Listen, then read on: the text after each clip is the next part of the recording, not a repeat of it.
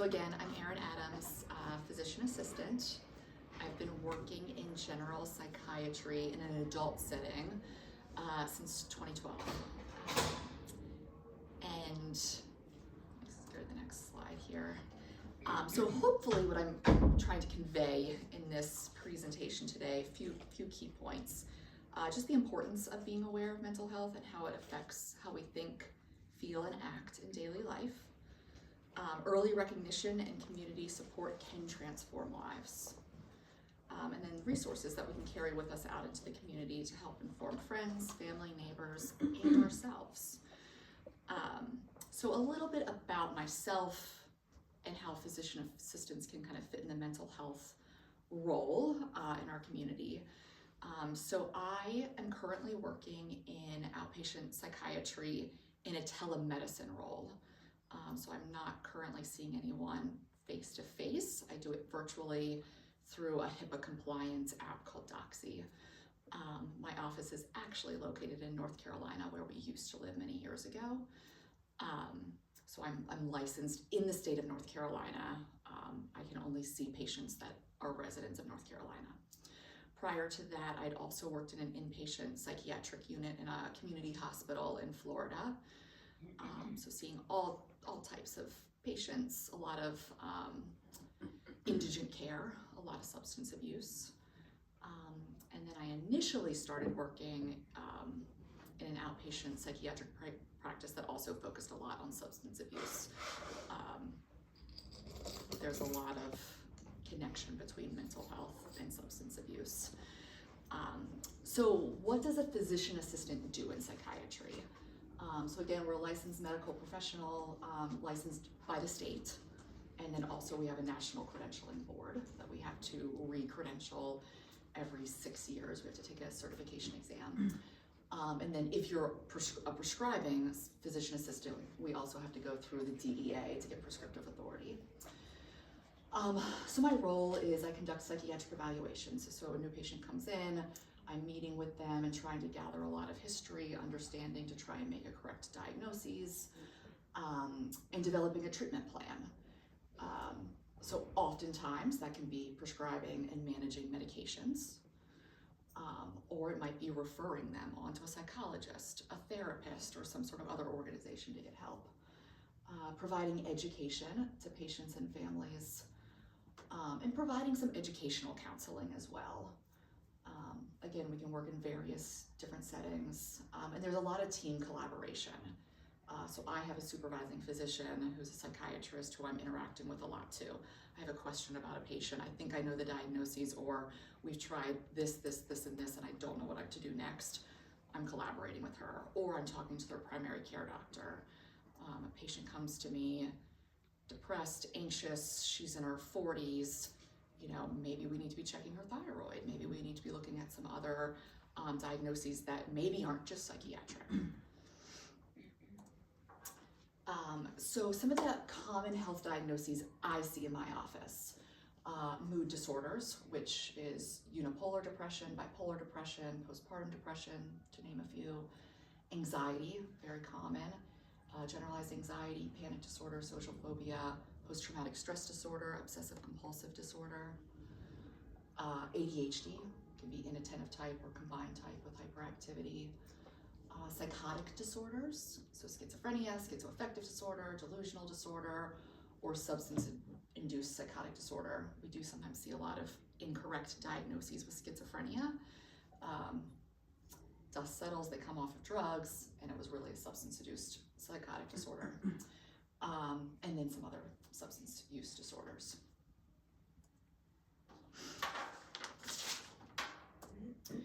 I wanted to take a moment to just look at the prevalence. How common are some of these conditions that we're seeing?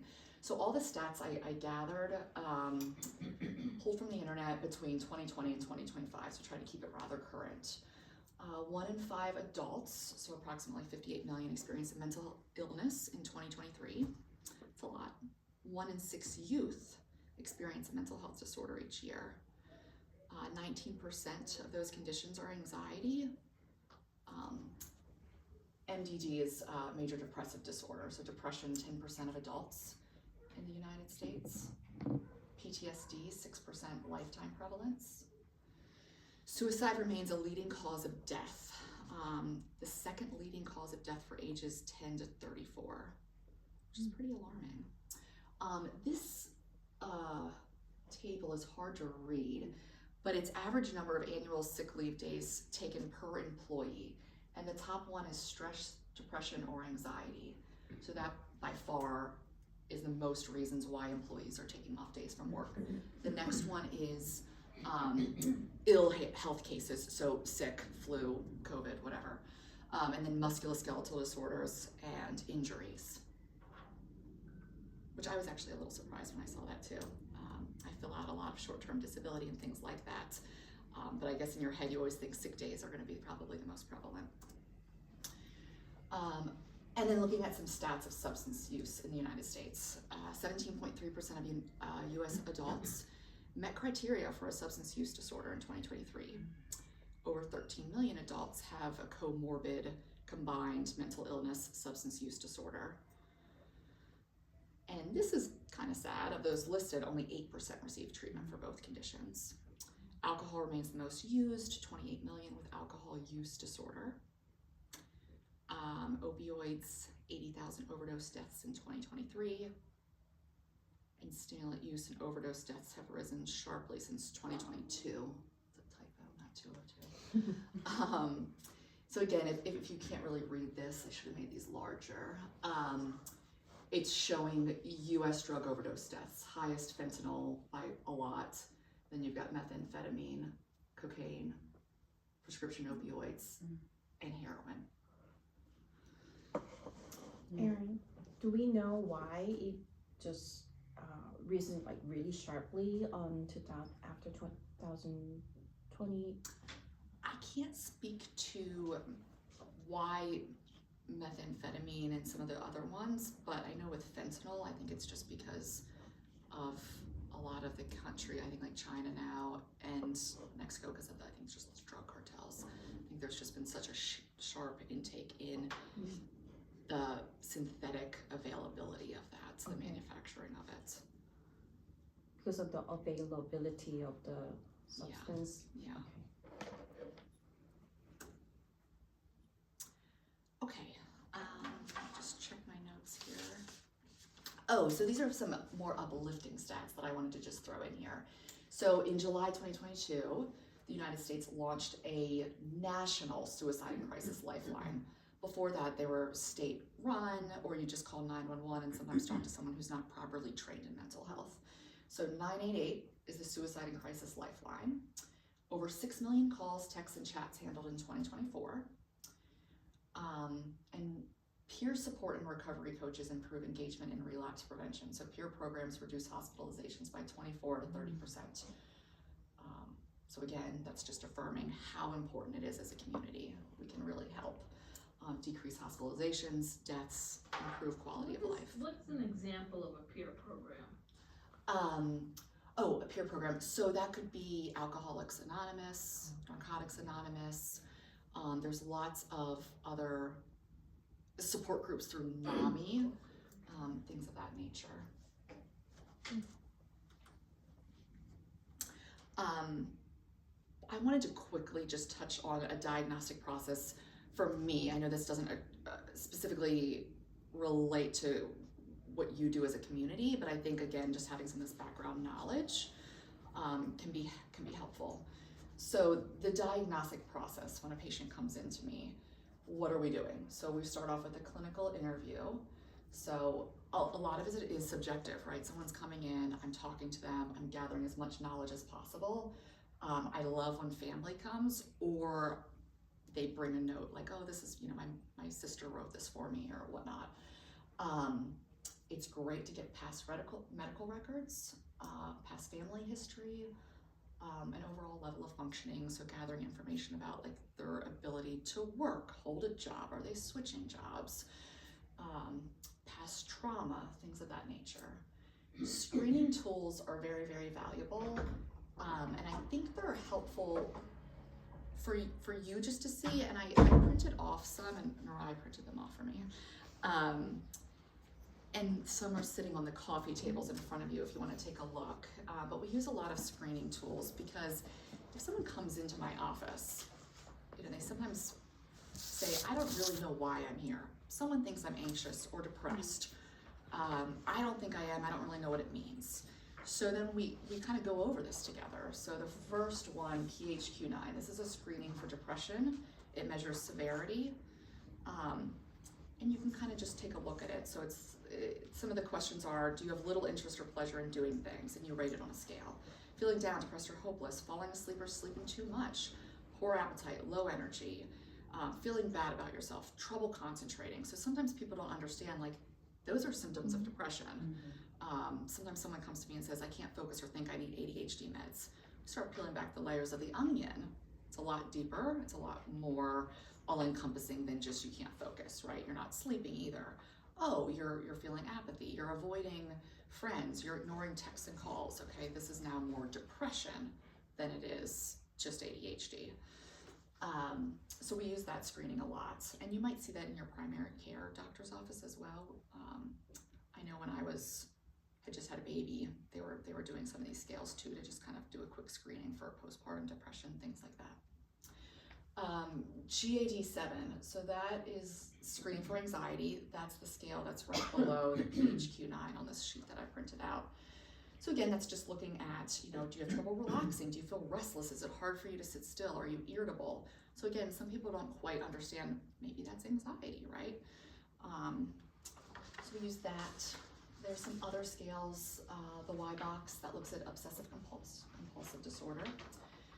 The audit disorder, I also included, again, because substance abuse, alcohol use is prevalent, so I thought that might be interesting for some of you to look over. And then there's some others. DAS-10 is looking at drug abuse. MDQ is a mood disorder questionnaire that's looking at bipolar disorder. So again, some people think they're coming in, they're not sleeping, they can't focus, they're excessively spending money. Sometimes they're depressed. Oh, but I just have ADHD, or I just whatever. Again, we realize, oh, maybe this is bipolar.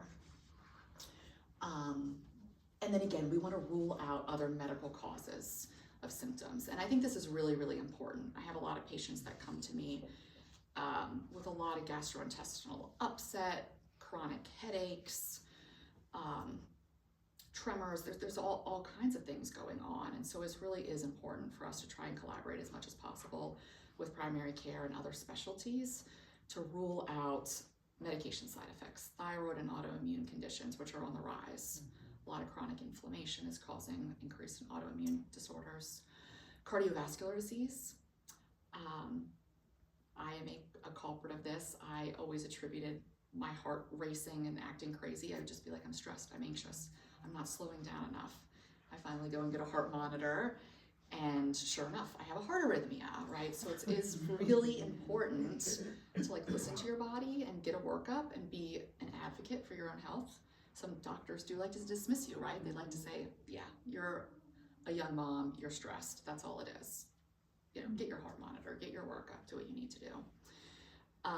Nutritional deficiencies, so a lot of different anemias can mimic psychiatric symptoms, or go hand in hand. Metabolic and endocrine conditions, gastrointestinal disorders, degenerative diseases. So we think of like Parkinson's, Huntington's, dementia, a lot of those. Prodromal symptoms can be depression, anxiety, tumors, stroke, traumatic brain injuries. Okay, and then thinking about treatment options. So I meet the patient, I'm trying to come up with a diagnosis, we're trying to come up with a plan. Again, I am a physician assistant, I'm not a therapist, so I will refer for therapy for almost all of my patients. I think therapy is fantastic. And there's all different types of psychotherapy. There's cognitive behavioral therapy, there's DBT, ACT, PHP, IOP. So that's a lot of word salad. I thought I'd just quickly go over what some of those are. Again, this is not what I do. I refer out for therapy. But so cognitive behavioral therapy, that focuses on the relationship between thoughts, feelings, behaviors. It aims to help individuals identify and change negative thought patterns and behaviors that contribute to mental health problems. So it's probably the most common therapy that we usually refer out for. DBT is a type of CBT that was originally developed to treat borderline personality disorder. It treats depression, anxiety, PTSD, substance abuse disorders, eating disorders. It focuses on teaching individuals skills to regulate their emotions, tolerate distress, improve interpersonal relationships, and make healthy changes in their behavior. ACT stands for Acceptance and Commitment Therapy. It aims to improve mental health and well-being by helping individuals lead more meaningful lives through accepting feelings and experiences without judgment or avoidance. It aims to separate from thoughts and seeing them as just words or images rather than truths, and identifying values in life and being committed to take active steps to live in accordance with values. And PHP means partial hospitalization program. So if you have if you know someone that's really, really struggling, we might recommend a partial hospitalization, which means you're not spending the night at a hospital, but you're probably going there or to a center every day for weeks to get some extra individual and group counseling. And then IOP is kind of like a step down from PHP. So it's called intensive outpatient psychotherapy. Psychology Today is fantastic. I recommend it to friends, family, patients all day. It's just a tool that you can basically punch in what your insurance is, any other important things. I want to see a male or a female, or I want this type of therapy, I live in this area, and it gives you a bunch of licensed therapists, psychologists, social workers in your area, and then you can reach out directly to them. It's a really nice resource. Okay, so other treatments then, we're prescribing medicines.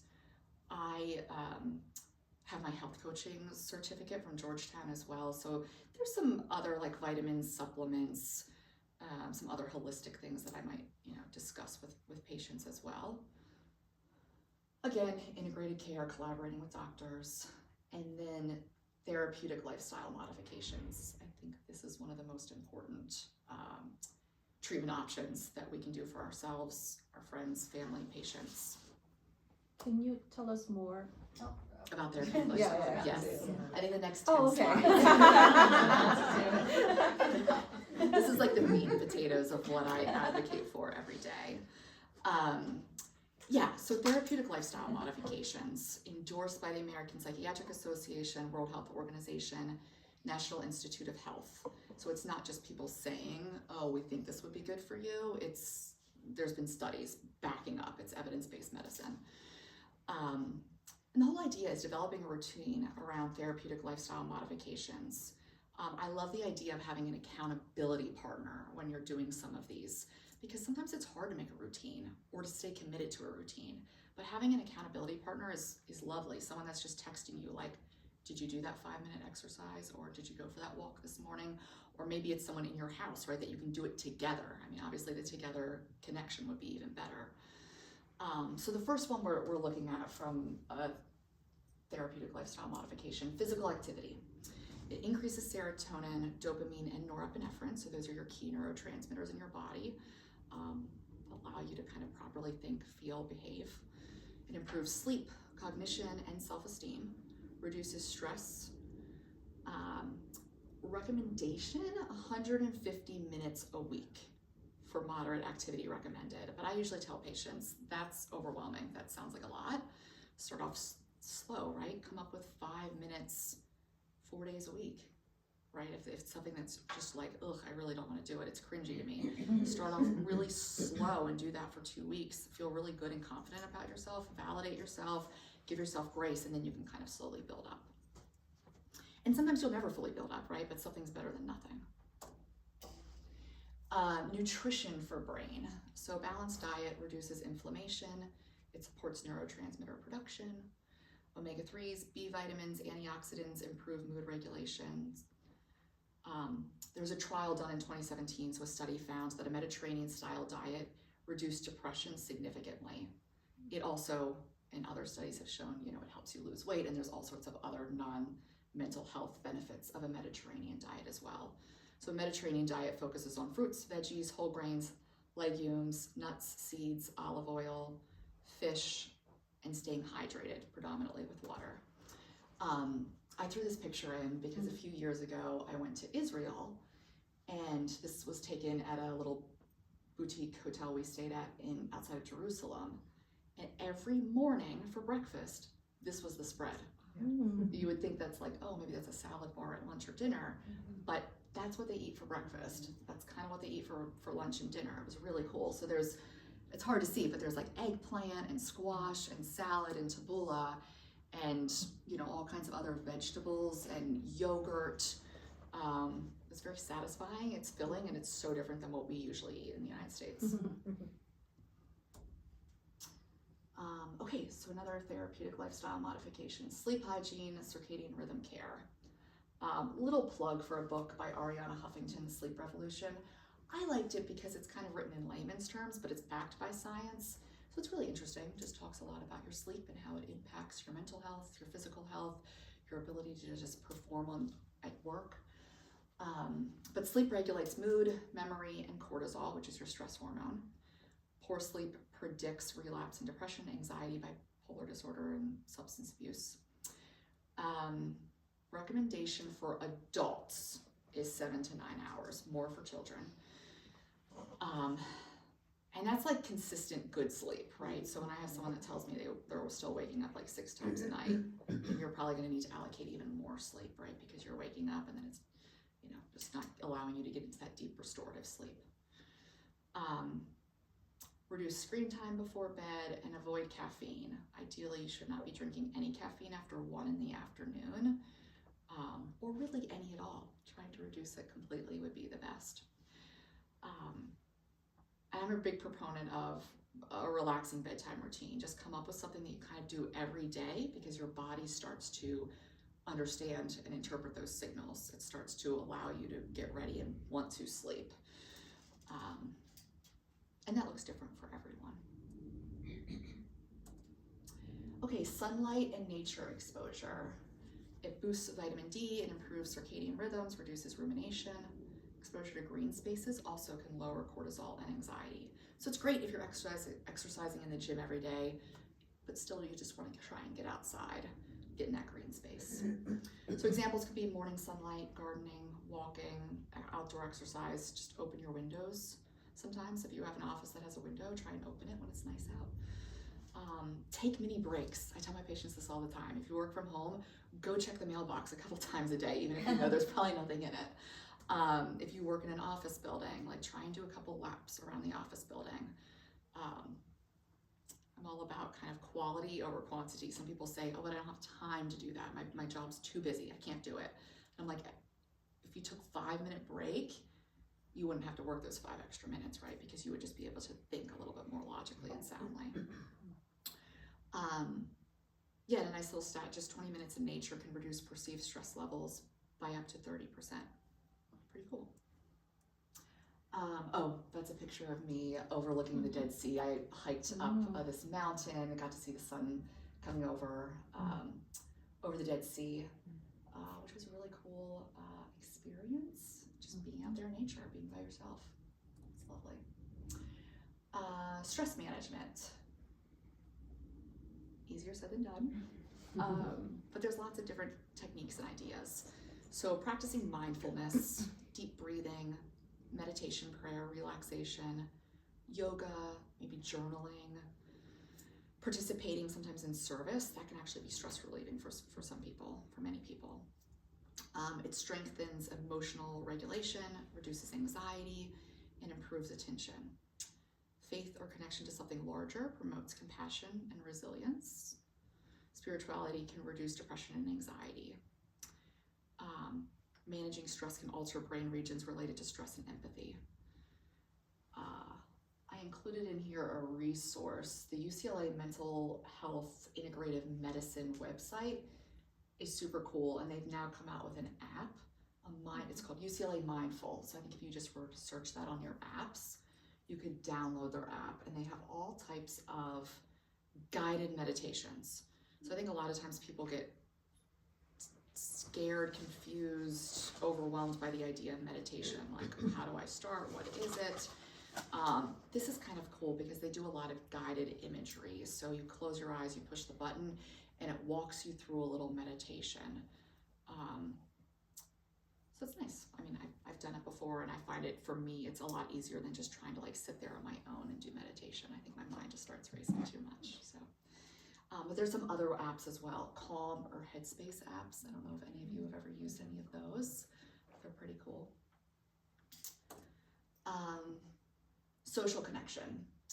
Social isolation is a major risk factor for depression and substance relapse. Positive relationships promote oxytocin release and emotional resilience. So some of this, is common sense maybe, but check in, schedule time with friends and family. I mean, we get really busy, but sometimes you have to step back and really make an effort, a concerted effort to kind of reach out to people. Joining community or faith or support groups. I think that's a great way to kind of have the reoccurring, right? So building a routine if you have some sort of community group that you're kind of expected to go to weekly.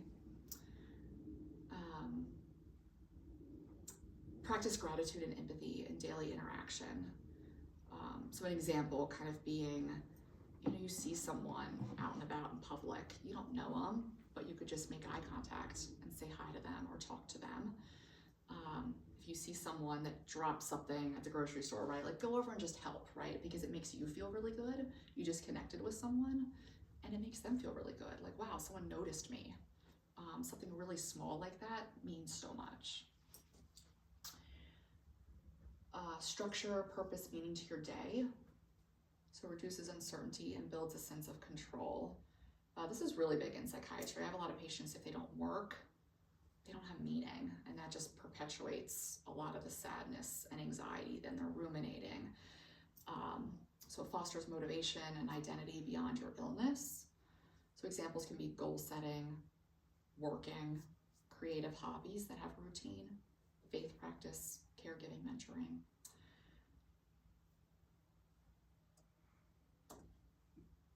Cognitive and creative stimulation.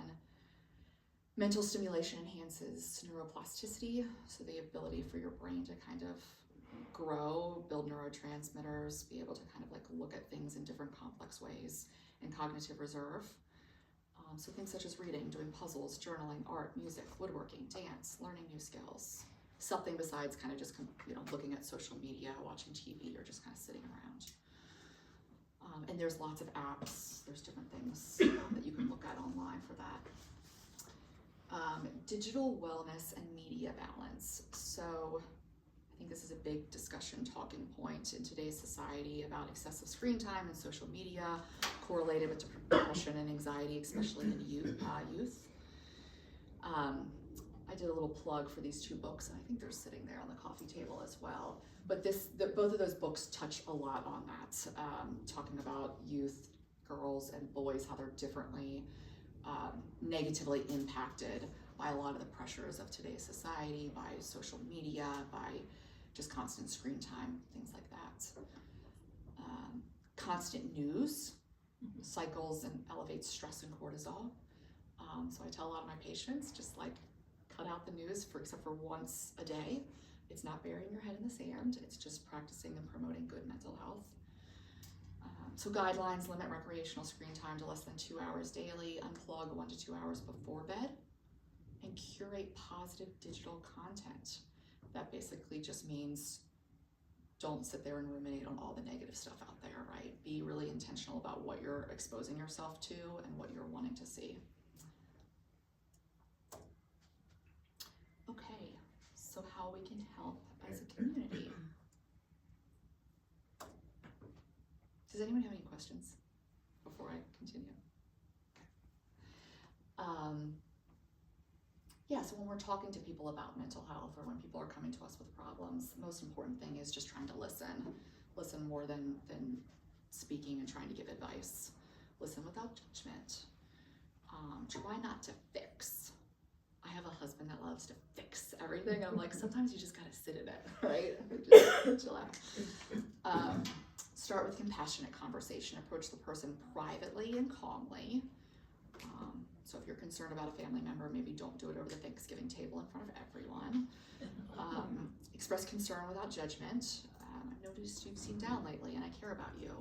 How are you feeling? So kind of open-ended, right? Avoid minimizing statements such as cheer up, suck it up, kind of be a little more open. That sounds really difficult. I'm here for you. Encourage professional help. Normalize psychiatric services and asking for help. Offer to help find resources or accompany them to an appointment if they're nervous. So yeah, sometimes rather than just saying, oh, maybe you should get help, it's like, let me help you find help. Offer small, tangible help. Offer to do meals, childcare, transportation. And then going back to the therapeutic lifestyle modifications, right? Maybe helping to be an accountability companion to that person. Talk about healthy habits when appropriate. Promote mental health education, so reducing stigma, just kind of openly talking about these kind of things. And then on a larger scale, volunteering or donating your time. Some national mental health resources. So thinking big picture, you can find these resources in any state, any town. So we've got the Suicide Crisis Lifeline that we talked about earlier. NAMI, National Alliance on Mental Health. They've got all kinds of resources on their website. They offer lots of support groups that you can find in most areas. The Substance Abuse and Mental Health Service Administration is also a really good resource. They have, I actually didn't know this, they have a disaster distress helpline. So if there's any kind of national, disasters, things going on, you can text them, reach out. They also have a national helpline that's more specific to substance abuse if you need help.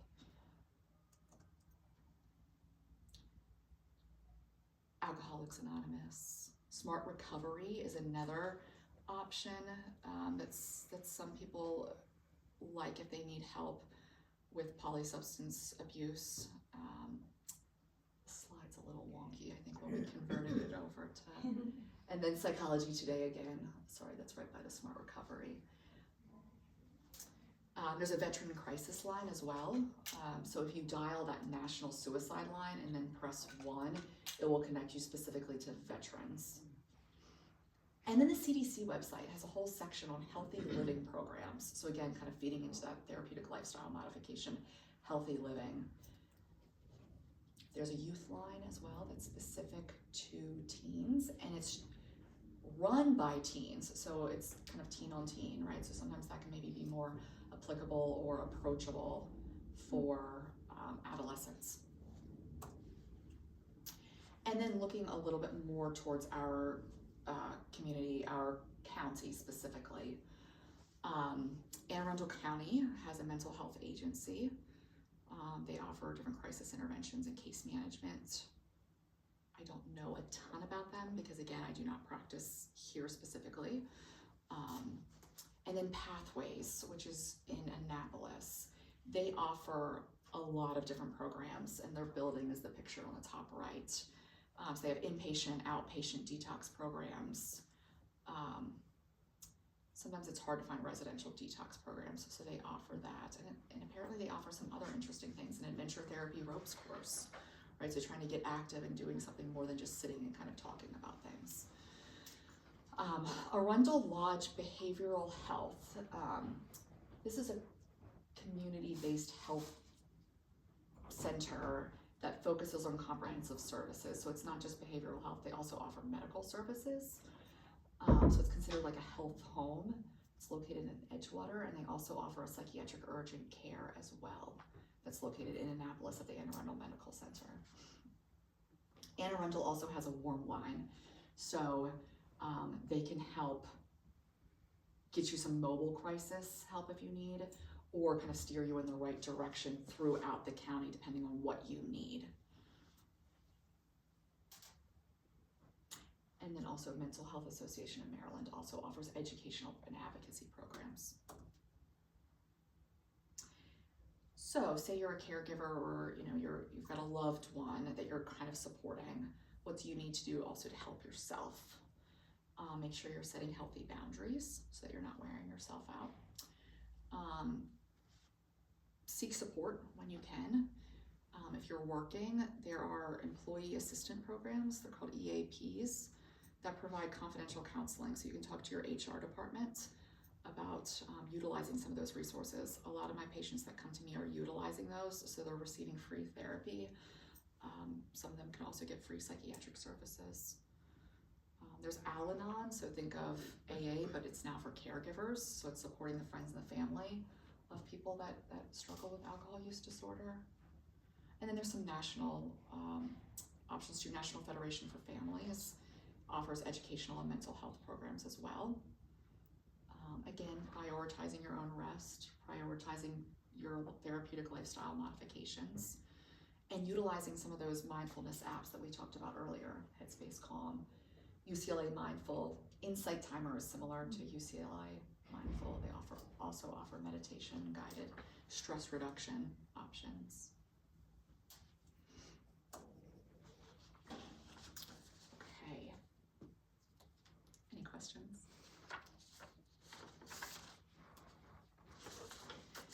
So I thought I'd end, am I going over time? I thought I'd end just looking at like a quick little case study, kind of putting to use maybe some of what we just talked about.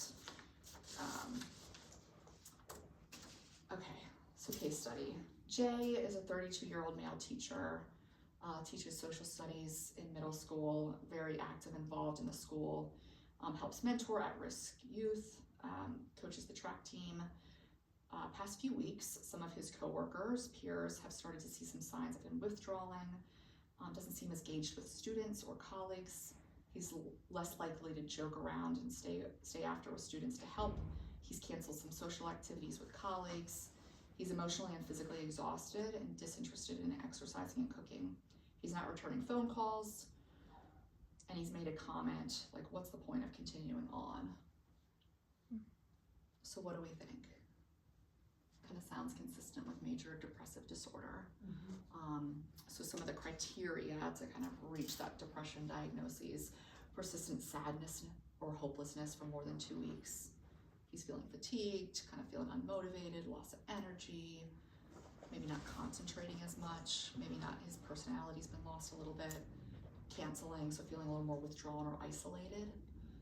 Sleep disturbances can be really common as well. And just feeling like worthless. Like, I'm not really contributing, just feeling blah. So what could we do as a friend, a coworker, a peer to support him? So using open-ended, compassionate language. I've noticed you haven't seen yourself lately. I just wanted to check in. Kind of leaving that open-ended. Hopefully he'll take that bait and want to engage a little bit with that. Listen without judgment. So again, trying to not fix the situation, don't minimize the feelings, offer empathy. Sounds hard, I can see how much you're struggling. Encourage professional help. You know, hey, maybe I saw psychology today, maybe check in with a therapist, or hey, there's this support group at the local church, maybe go check that out. Mention, hey, you know, like through our insurance, we have a employee assistance program. Or offering to like help him, hey, do you want me to come with you? Like, would that make it feel a little less overwhelming? Continue to stay connected, right? So even if he continues to ignore you, or you know, just trying to still be there as a friend, keep inviting him to activities, doing small gestures, text, walk, meal, to remind him that you're still thinking about him. But in the same breath, also respecting boundaries. And then know when to get help. If he talks about wanting to die, feeling like a burden, or saying things like, everyone will be better off without me, encourage immediate help. I'm worried about you, let's get this figured out. So options there would be, you know, contacting the Suicide Crisis Lifeline, or taking him maybe to some sort of crisis evaluation, whether that's through the emergency room or some of the other community programs that we mentioned on the previous slide. I think the big keynote is, if someone is in crisis, do not leave them alone, right? Be with them and get them help. If you call 911, which I think most of us, that's kind of the first thing we think of if there's a crisis or emergency in the United States, you can ask for a CIT officer, crisis intervention trained. They should be on every staff and available anytime you call 911. It's specific to kind of suicide and mental health.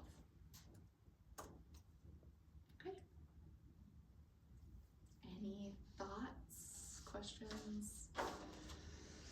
Question. Yeah. I thought the mental illness was some kind of like gradual. So, like, can it be like just one day kind of thing? Yeah, I Like think it happened just one day, and yeah, I think it depends on maybe what it is, right? I mean, so for example, there can be like a traumatic experience, right? And then you're going through some sort of acute stress disorder afterwards. Depending on the situation, it can also lead on to PTSD, which is then chronic and long going. When you think of a panic attack, that is just like a short incidence, a short time and place. With depression, I mean, to meet the actual criteria for a major depressive disorder, it does need to be symptoms consistent for over 2 weeks. To get like have a manic episode, you know, it needs to be a certain amount of days where you're in mania, a certain amount of days where you're in depression. So I guess it just depends. Is that answering? yeah. Do any of these run in families? Yes. Yeah, there's a very, very, very strong genetic correlation to a lot of conditions. So it depends. And then there's environmental Sure. learned behaviors. Because I mean, when I was growing up, either it was ignored, we didn't know about it. I mean, because now it's obviously out in the open, but so much more, seems to be so much more prevalent than ever. Right. Than even my children were. I guess my younger son actually felt like he suffers from anxiety. And I remember when he was like, went to preschool here and he came for Halloween and one boy was dressed as a scary dinosaur. He didn't want to come back. So that maybe that was actually a sign that he was anxious, but we didn't connect those dots back in the 80s. Yeah, when we think about like generalized anxiety disorder, there's a very, very strong genetic predisposition. You innately have that. And then if you're innately having it, that means probably someone in your family also did, mom or dad or grandparents. So now you're mimicking and mirroring someone that has anxiety in your family. So now that's even adding to your innate already genetic predisposition. You're now seeing someone behaving and acting and you're trying to say that's the norm. I'm trying to now I'm emulating that. Now I'm panicking and anxious about these things. And then there's, you know, other kind of learned environmental stressors that then can attribute and grow to that anxiety too in today's society, right? The social media, all these other things that are going on, peer pressure. So yeah. Thank you.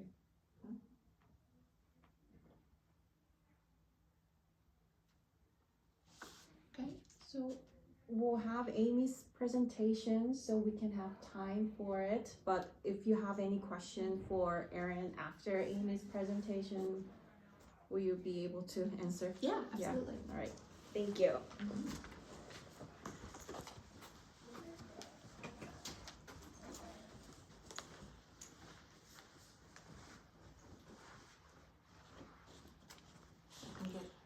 That's quick. Thank you for having those ready. My name's Amy Klaus. So I work at a publishing company in Towson. I work in the product development team, and we publish resources for teachers and for psychologists, school counselors, regular therapists, special education teachers. So I pulled together so I'm not a mental health professional like Erin, but I pulled together just some resources that are in some of our books and some organizations that provide resources, because there's so much information out there on the internet that it's hard to know what's good information and what sites have good resources. So I just pulled together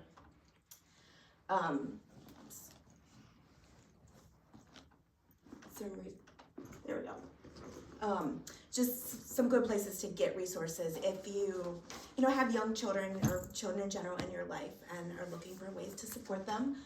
So just mental health for children and mental wellness. It really, you're thinking about helping kids reach like developmental emotional milestones and helping them learn social emotional skills, healthy social skills, how to cope when there are problems.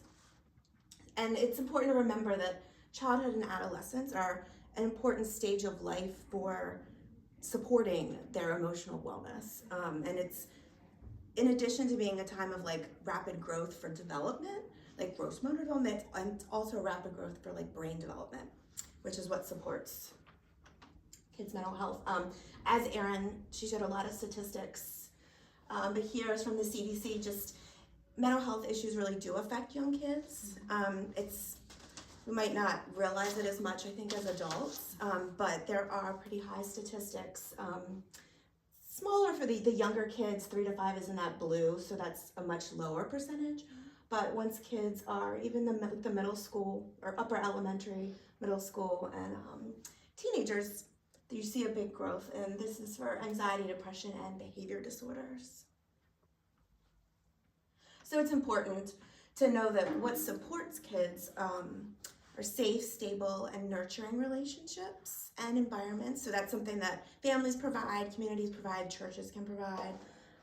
It really gives kids a strong foundation and an opportunity to grow. And conversely, adverse experiences like a parent with substance abuse, can really affect kids' mental health. So making sure, as much as possible, we can avoid those experiences in their homes, in their schools, and digital spaces, which is a whole new challenge for this generation of kids that are coming. I've read one of the books that Erin had on her list, The Anxious Generation, and it was really interesting about how much digital spaces are affecting kids' mental health and the spikes they're seeing from middle school kids and high school kids. So just in general ways, there's lots of ways to get support if there are kids in your life that you have concerns about, like their pediatrician is a great place to start. I know my pediatrician's office has info sessions, just free parent info sessions that you can attend. They're often about mental health related topics. Teachers and school counselors, all the schools have guidance counselors that I know in my son's elementary school, they provide proactive learning lessons to help support their mental health, but also if you have concerns, they're a great place to start. Pastors, of course, community mental health centers, Kennedy Krieger in Baltimore and Shepherd Pratt and Towson both have programs focused on children, eating disorders, suicide support. They're great places. The Maryland Coalition of Families offers a peer coaching support. So if you're a family member who has a child having mental health challenges, they can pair you up with other family members who have gone through that before and can provide peer support. And then online resources, which is what I gathered. The next few slides are about all the places that you can find support. There we go. So healthychildren.com is the parenting information website for the American Academy of Pediatrics. So it's a huge website that has tons of resources about children of different ages and the milestones you can expect for certain ages, safety and prevention, all sorts of health conditions, and there's a whole section on emotional wellness. And so there's articles, a whole range of articles that are on there. One I thought was interesting about how to find mental health care for a child, because it's not always that clear of what do you do, where do you start? So they have a whole article that kind of walks you through that. There's articles about suicide prevention for teens in particular, which is, as Erin said, a big issue that's important to prevent as much as we can. This 0 to 3 is another organization, so they're based in DC, but they're a national nonprofit, and they're focused on infants and toddlers, and they have a more proactive approach, so supporting infants and toddlers, mental health, social emotional well-being, in order to prevent issues down the road. Their goal is really to make sure babies have a strong start in life. They do a lot of advocacy work with the government, making sure that programs are funded for infants and toddlers. So they have resources on their website for families, specific about positive parenting. It can be really challenging when you have, as an adult, when you have young children and knowing what to do and you get frustrated and you haven't had a lot of sleep. So having just information about parenting practices can be really helpful. They have a lot about developmental milestones, like what should a 18-month-old be doing? What's normal behavior and what's not? And then how to respond to challenging behaviors, which all kids have challenging behaviors. And so knowing how to respond in a way that supports them. So as I said, these are all really proactive resources. So the Kids Mental Health Foundation is the leading organization in the United States for supporting kids' mental health. and they have a lot of free tools and resources on their website. They have a weekly e-newsletter that you can sign up for.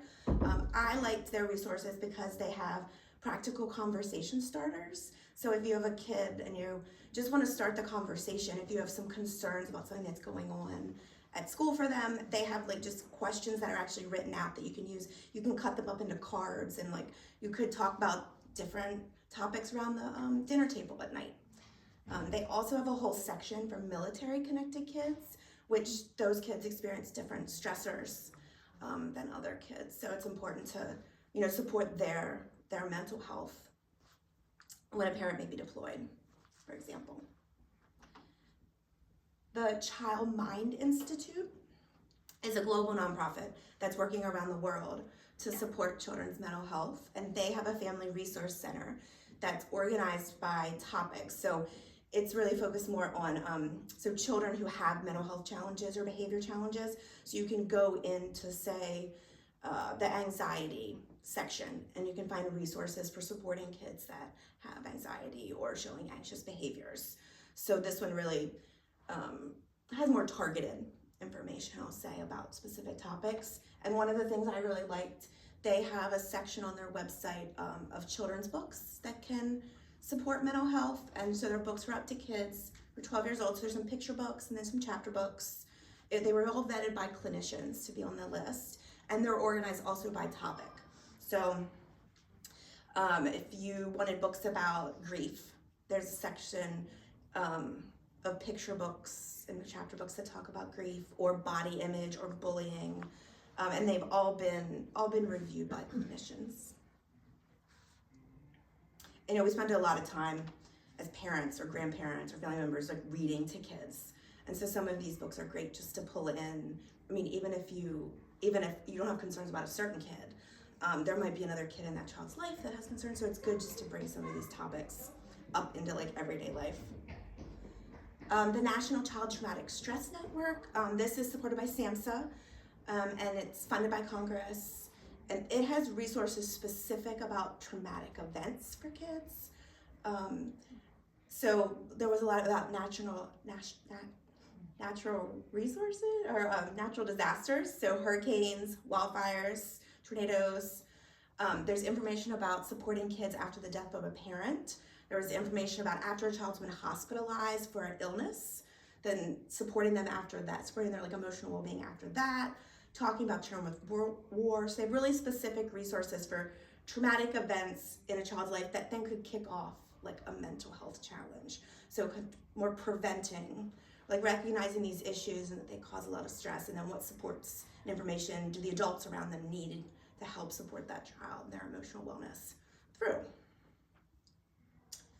Okay, so another like proactive approach that schools and organizations around us now are taking, so social emotional learning is being integrated into schools as a proactive approach, promoting resilience, teaching kids how to manage their emotions, how to recognize others' emotions, how to build good friendships, good relationships.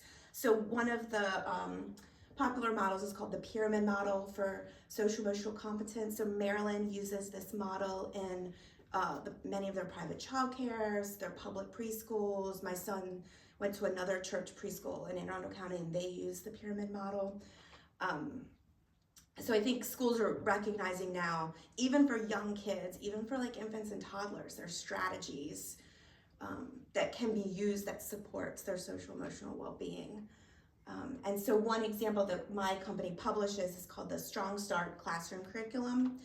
And it's a series of lessons about, recognizing what emotions are. They have cards you can hold up for little kids, just helping them understand, like, what does a scared face look like? What does a happy face look like?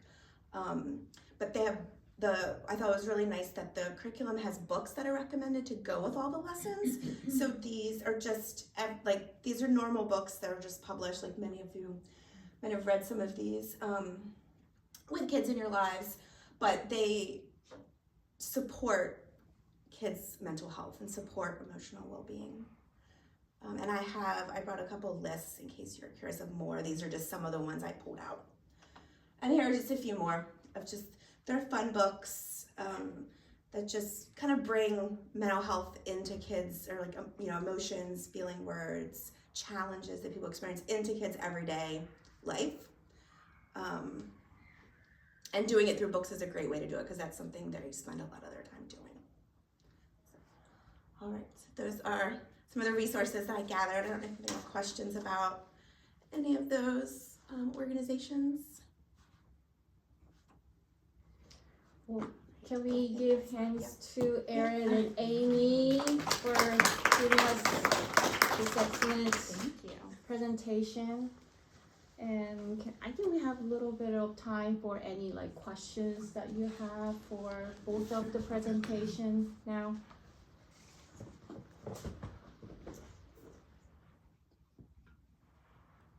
Gonna